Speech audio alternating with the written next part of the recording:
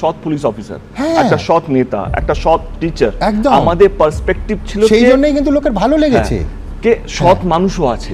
মানে দু চারটে খারাপ বা অসৎ থাকলে যে পুরো দলটাই অসৎ বা পুরো দলটাই খারাপ সেটা নয়। কিন্তু আমার প্রধান ছবিতে যতটা অসৎ লোক ছিল, যতটা কারাপ্টেড বা ছিল, ততটাই কিন্তু ভালো। মানে যখনই কোনো নির্বাচন হয় তখন পলিটিক্যাল লিডাররা ক্যাম্পেনিং করতে একটা গরিবের বাড়িতে খায়, কিন্তু খাবারটা বাইরে থেকে আসে।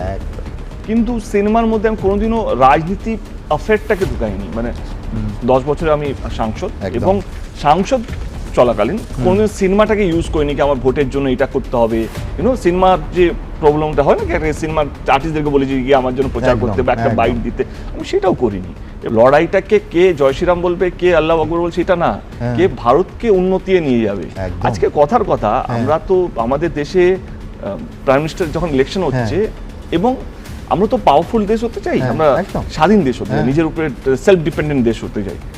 যতক্ষণ না আমরা আমাদের ভাষা, আমাদের ব্যবহার, আমাদের কর্মীর কাছে একটা সঠিক একটা এক্সাম্পল সেট করতে পারছি, আমরা জীবনে টাকা কামিয়ে নেব কিন্তু সম্মান কামাতে পারবো। ঠিক।